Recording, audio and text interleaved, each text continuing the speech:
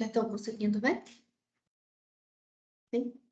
Sim. Bom, esse novo ciclo aqui do Talks eu trouxe algo mais relacionado à minha área, mas que também agrupa todas, né? Uma forma da gente ali enxergar um projeto, seja um documento, uma arte, influenciar muito também na nossa visão crítica. Então, eu trouxe aqui alguns princípios básicos do design para a gente poder aplicar no nosso dia a dia, em qualquer projeto, né, que a gente utilizar, tanto de arte mesmo ou de texto, porque são formas da gente se comunicar ali com o público. Então, esses princípios eu espero que ajudem, né, a gente ter esses insights. E todos os que eu trouxe aqui foram com base nesse livro do Robbie Williams, Design para quem não é design. É um livro muito fácil, com uma fácil didática, com exemplos muito legais também. Eu curti bastante a forma como que ele trata, né, cada caso, cada princípio.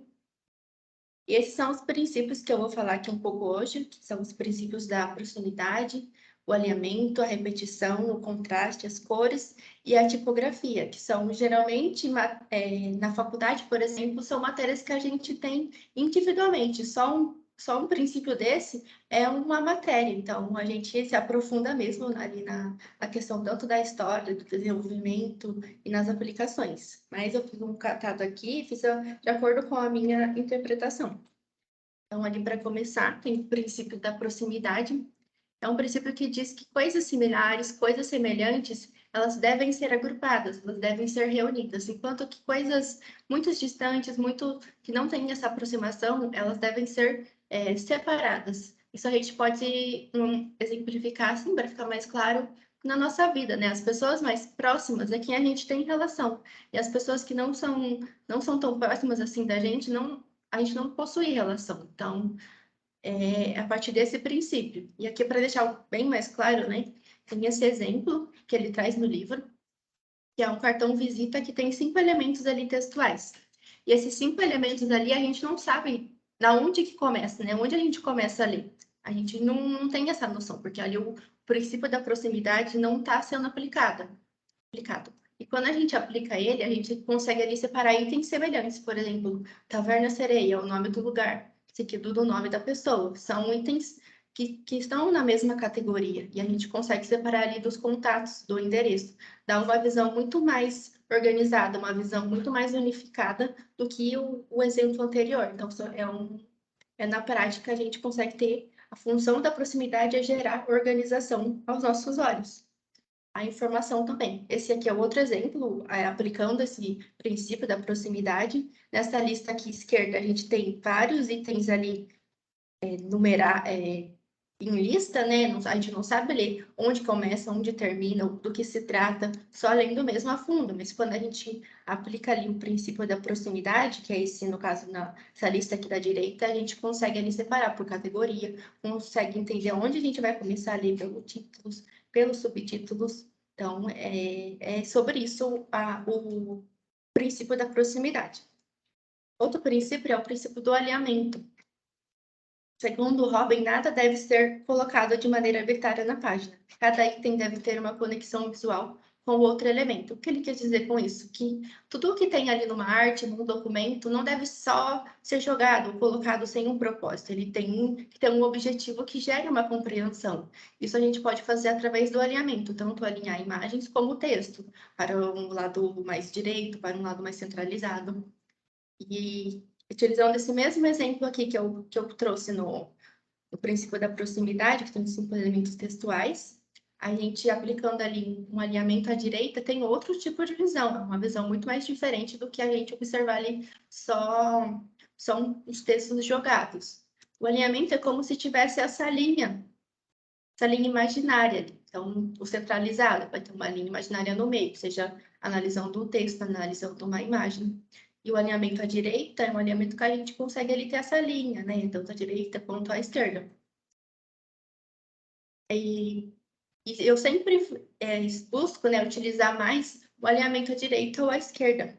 Como nesse exemplo aqui, na parte esquerda, aqui o primeiro, é um alinhamento que está centralizado. Então, ele traz uma visão não tão destacada, não tão inovadora, mas muito comum. Então, desde antigamente, esse é alinhamento mais utilizado. Então, hoje que os designers, né, estão utilizando mais outros tipos de alinhamento, tanto à direita quanto para a esquerda. Então, acho que acredito que seja a melhor forma da gente passar uma mensagem que traz uma visão mais diferenciada, mais inovadora. Terceiro princípio é o princípio da repetição, que se consiste basicamente da gente repetir alguns elementos, alguns objetos, sejam eles o tipo de fonte, utilizar a mesma fonte em todos os lugares, utilizar linhas, utilizar cores, formas geométricas e espaços. E tudo isso a gente pode exemplificar muito bem quando a gente observa o logo de uma marca, né? Ela tem uma cor, tem uma identidade visual ali por trás. E quando essa identidade visual vai sendo repetida, seja numa divulgação ali na internet, seja nas redes sociais, na parte gráfica também, essas linhas, essas cores, essas formas vão sendo repetidas entre si, vai gerando ali uma consistência entre a marca, né? Vai gerando reconhecimento, vai fazendo com que as pessoas reconheçam, olhem aquela cor e lembrem do que se trata. Mas também isso pode ser utilizado de uma forma mais visual, como, por exemplo, utilizando esse mesmo exemplo que eu trouxe na anterior, o alinhamento à direita, a gente aplicou ali a repetição. A repetição ficou o quê? Na parte do negrito. E esse negrito traz uma visão muito diferente do anterior. Não que o outro esteja errado ou que esse esteja errado ou certo. É muito da visão, da gente treinar essa visão de o que a gente quer destacar, que mensagem a gente quer passar, que mensagem a gente quer repetir e passar para as pessoas. Então, também tem esse princípio. Aqui é outro exemplo, que tem bem mais escrito o que se repete, né? Como a gente aplica isso. Tem esse texto aqui em inglês, onde os títulos são em negrito, então é repetido isso não só numa frase, mas em todas as demais. Também tem a fonte mais fina nos subitens, tem também marcadores, tem recuos, tem espaçamento, tem alinhamento. Tudo isso não ficou só numa frase, ele ficou no texto todo, então ele está repetindo os mesmos conceitos. E a gente tem também o contraste. O contraste é baseado quando elementos são diferentes. Então, a gente não pode basear elementos iguais. Eles têm que ser bem diferentes, tem que ser bem contrastante, tem que fazer diferença. E a função dele é atrair, é fixar a nossa atenção. Isso por meio do quê? O que causa o contraste, né? É uma diferenciação utilizando algum elemento. Esse exemplo aqui do lado esquerdo está bem apagado, a gente não consegue ali ter algo que chame a atenção, a não ser ali o título.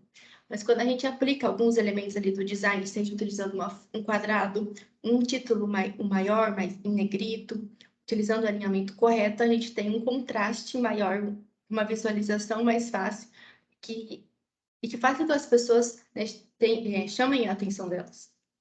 Isso também é aplicado até num currículo simples. Nesse lado esquerdo aqui, a gente tem um currículo. Não tem algo que chame a atenção além da foto. Ainda quando a gente aplica ali alguns conceitos, tanto do alinhamento quanto da proximidade, a gente repete algumas coisas ali, a gente já vê que chama muito mais atenção, é muito mais organizado, muito mais fácil de ler.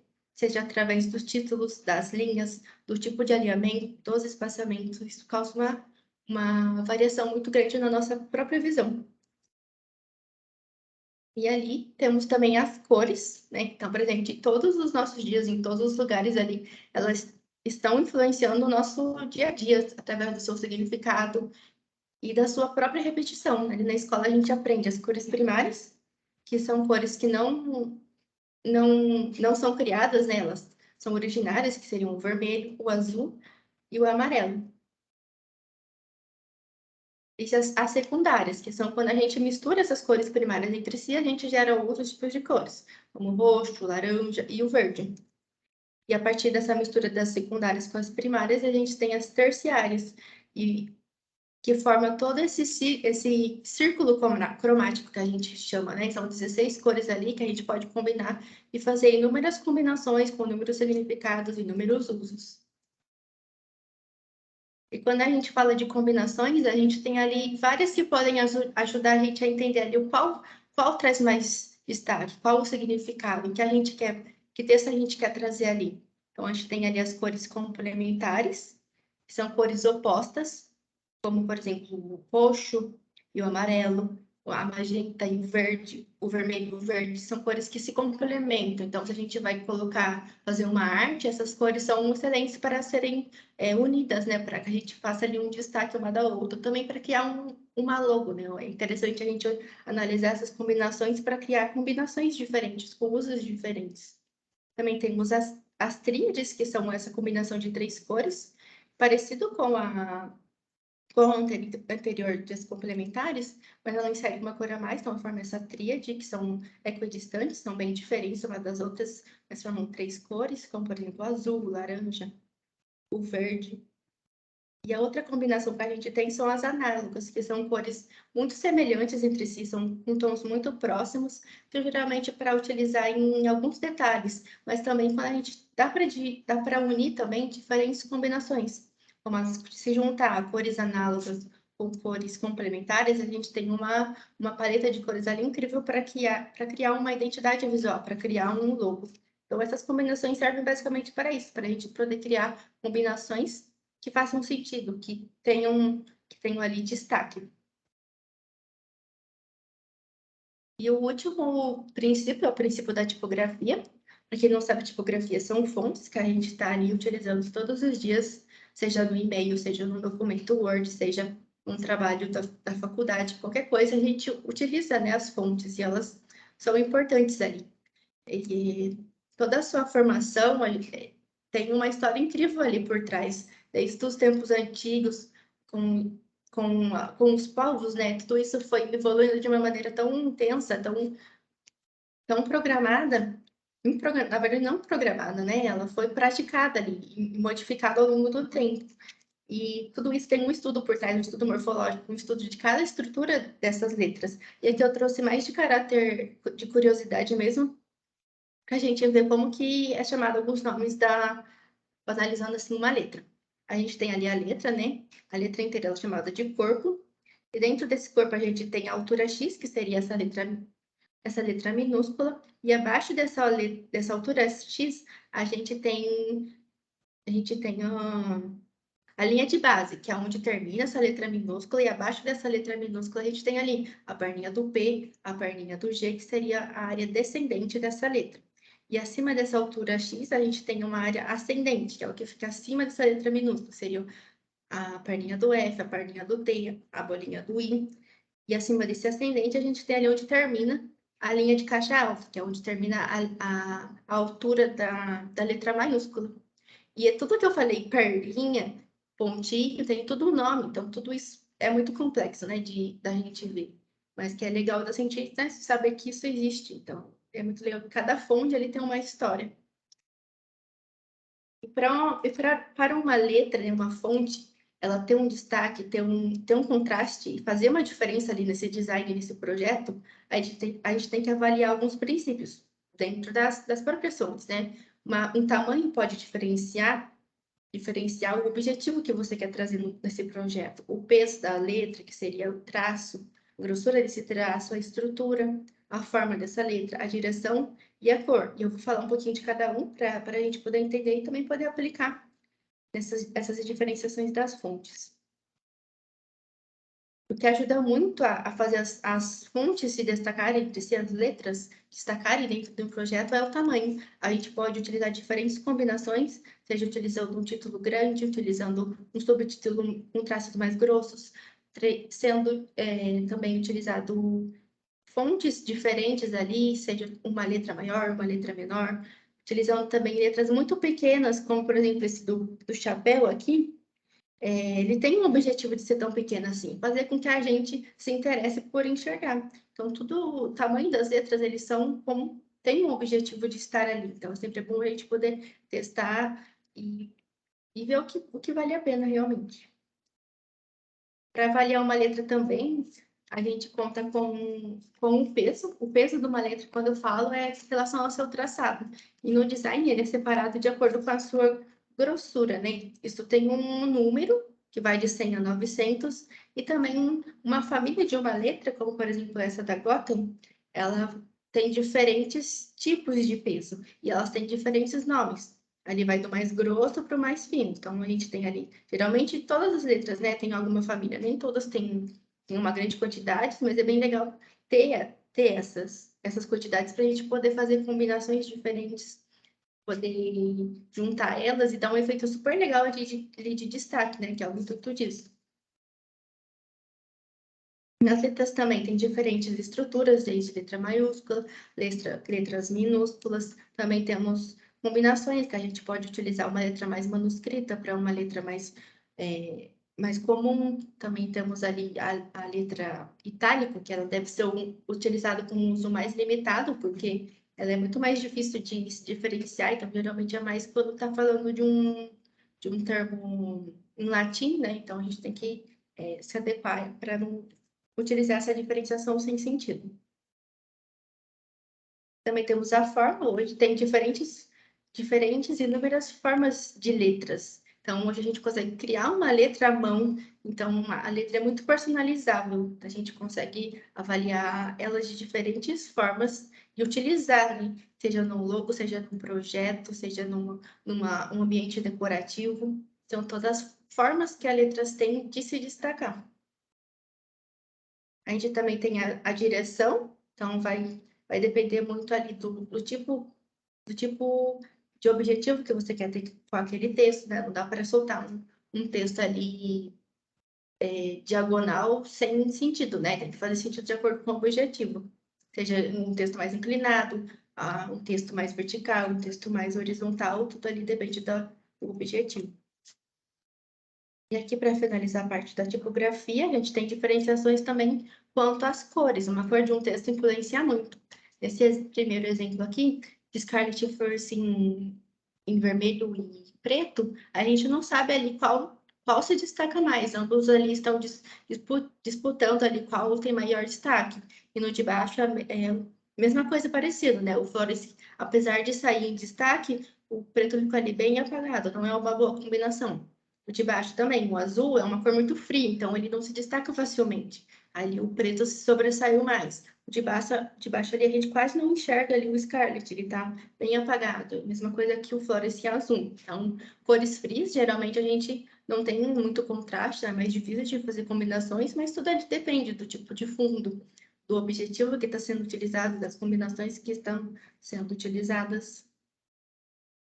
E aqui, só para finalizar um pouco, falando de alguns estilos de letras que a gente tem, que a gente utiliza no nosso dia a dia, são esses estilos, né? Os principais. O estilo antigo, que é um estilo mais voltado para manuscrito, para estilos mais tradicionais. E esses estilos mais tradicionais, eles têm no final do traço ali da letra, tem esse tracinho, que a gente chama de serifa. E essa serifa, ela traz uma visão muito mais conservadora numa letra. Então, esse primeiro estilo ali, já foi muito mais utilizado, mas hoje também é utilizado para textos grandes, né? Para uma grande quantidade de texto. E a segundo estilo ali é a moderna, que é uma letra que tem ali uma diferenciação bem grande entre um traço fino e um traço grosso. E também tem a serifa, que é esse finalzinho ali de traço na fonte. E ela também tem um uso bem moderado, que é mais para usos mais modernos, mais sofisticados, seja no convite, e mais os restritos assim. Também a gente tem a serifa grossa, que tem essa serifa, né, esse tracinho ali no final da letra, nas pontinhas da letra, que ela também é bem mais tradicional, mas ela também o seu uso é para textos grandes e também textos mais lineares, que ela tem o mesmo traço grosso, então é de fácil entendimento. E a minha preferida é a sem serifa, ela não tem esse tracinho final e ela é bem variável, então a gente tem diversos usos, diversos tipos de traços. E a maioria das fontes são com serifas e sem serifas, né? Que é o que mais a gente usa. Mas a gente também tem ali a manuscrita, que é essa fonte escrita à mão, e ela tem um uso muito mais limitado, porque é muito difícil você combinar. Geralmente depende do objetivo, né? Não vai escrever ele tudo escrito à mão, depende se é um uso clássico, por exemplo. Então, dá para fazer várias combinações. Utilizando uma manuscrita, por exemplo, e uma sem serif. Tem um resultado muito legal. E por último, tem a decorativa, que também é muito, muito, muito mais limitada, ela é bem destacada. Então, tem que entender que uso que ela vai ser, se vai fazer sentido. E é isso, porque a gente consegue ali fazer diferentes combinações com diferentes estilos, e tudo ali depende do objetivo. Então, acho que eu terminei, e tudo isso é para a gente trazer mesmo essas questões, a gente poder avaliar diariamente no que a gente usa. Não é fácil assim, né? No nosso dia a dia, alguma coisa ou outra vai ficar, mas eu acho que é muito prática de testar o nosso olhar, de entender que esses princípios existem, mas que serve mais para a gente se organizar, para ter uma boa comunicação, para ter uma boa visão, para chamar atenção, uma imagem com um texto. Então é isso, nos próximos eu quero trazer isso de uma forma mais prática, talvez algum erro, acerto, então é mais, trouxe uma visão mais técnica. Muito bom, Fran.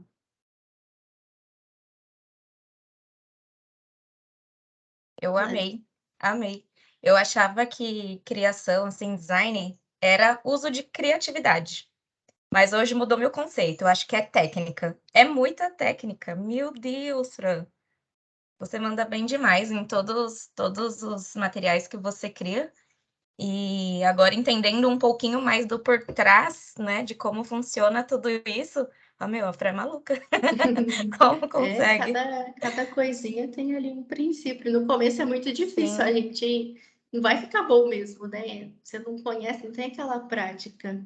Então, os primeiros posts que eu vi, que eu fiz, nossa, não suporto nem ver, porque eu fico, nossa, eu era assim.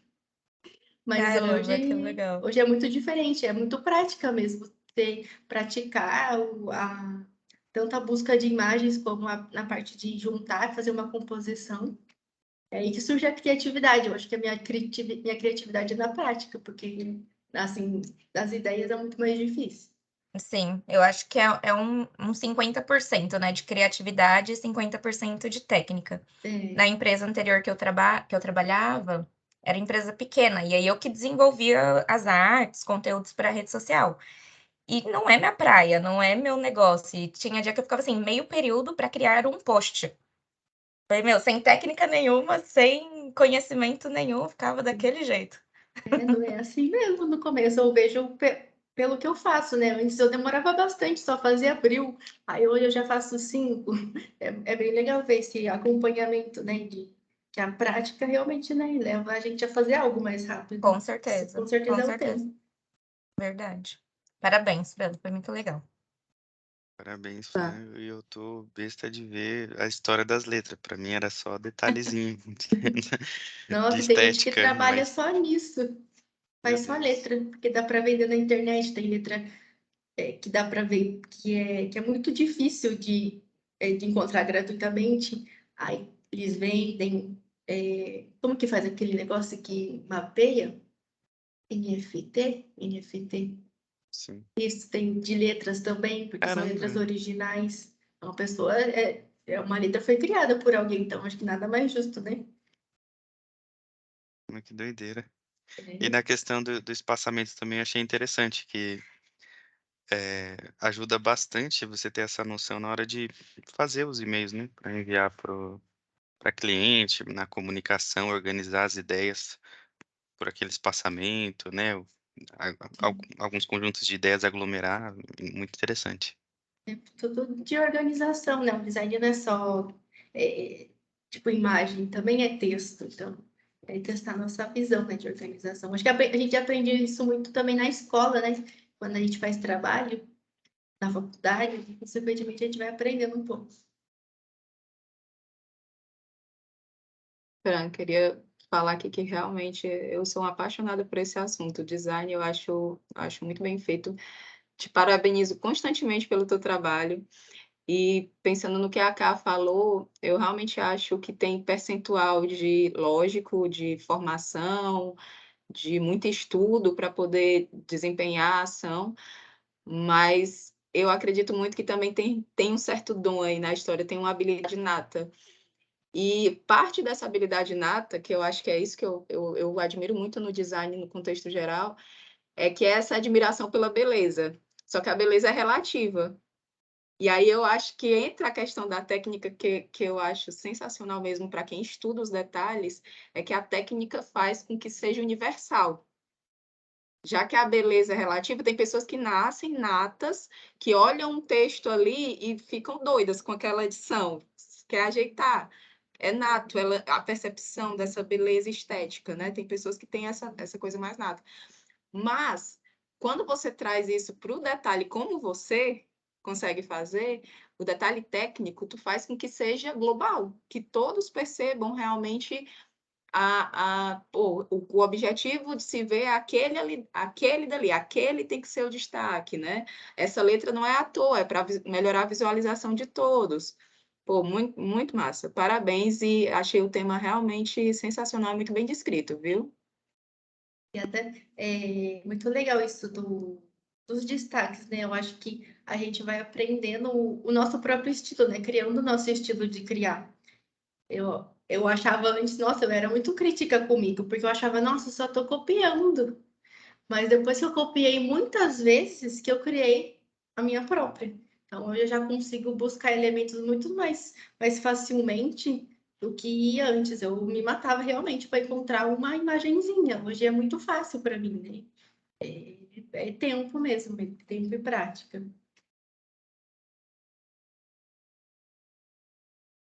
Aí realmente a prática faz toda uma diferença, né? Sim, É o que certeza. você falou com a Ká, que no começo você fazia, sei lá, um design Isso. para uma empresa, ou até para você mesmo aprendendo. A partir do momento que tu tem essa quantidade de pessoas nessa demanda tão grande, você vai ter que acelerar o processo. E aí, naturalmente, fica fácil, né? Começa a ficar É mais natural, simples. parece. Vou abrindo o Photoshop com os Começa a olhos ficar mais fechados. natural, né? Exatamente. Muito bom. E outra, gostei muito você falou em futuramente trazer como se fossem erros e acertos, coisas mais, as explicações que você fez, mas com exemplos mais Isso, práticos, mais né? reais, né, do nosso Faça, dia a por dia. favor. Sim, com certeza. Eu já Faça, ia porque falar, seria já muito agenda útil. próximo dia da Fran para Pronto, trazer gente. que a gente precisa. Daí fica pode mais dar fácil, né, da continuidade. gente entender. Aí, Já vem semana que vem. quem sabe eu paro de pedir ajuda. Não, faz parte. Boa! Tudo que eu faço, eu falo para a Fran assim, você pode dar uma olhadinha, por favor? Eu gosto do check dela também. Eu mando e... Fran, check, check. Tá tudo ok. Não, mandou bem. E eu amei também o exemplo do currículo. É genial, é genial. Muda muito, Eu né? recebo milhões de Uhum. currículos. E a gente tem que fazer uma leitura Perfeito, muito tá? rápida, muito rápida. Então, quando tá topificado, tudo bem estruturado, eu faço uma leitura assim em 10 segundos. Eu avaliei todo o currículo. Quando vem aqueles currículos que é texto atrás de texto, sem negrito, Jesus amado, não dá vontade nem de Perdi até mais selecionar. tempo, né? Muito tempo, muito. Nossa, esse tipo de informação tinha que ir para todo mundo, assim, para a galera geral. Vamos fazer, Fran, Coisa um básico, né, da videozinho, gente um ao vivo? analisar ali e ver. Sim, nossa, Mas faz que a muita pessoa quer ser diferença. chamada, ela tem que chamar a atenção de alguma forma. Exato. E a comunicação dela tem que ser, né, diferenciada. Mesmo que seja Porque gráfica. exatamente. Vamos pensar em alguma coisa. Sim, com certeza. Gente, isso daí vale muito a pena, que o Fê também até comentou, né, com relação a e-mail, né, essas mensagens que a gente manda, currículo, gente, faz muita diferença. Eu sempre tive esse cuidado, que é a questão o meu olhar é muito crítico, como o da Fran, já nasceu assim com relação a querer que as coisas fiquem organizadas para facilitar a compreensão. E aí hoje eu recebi uma mensagem do Sebrae de uma outra consultora, não sei, administradora lá, era um texto corrido.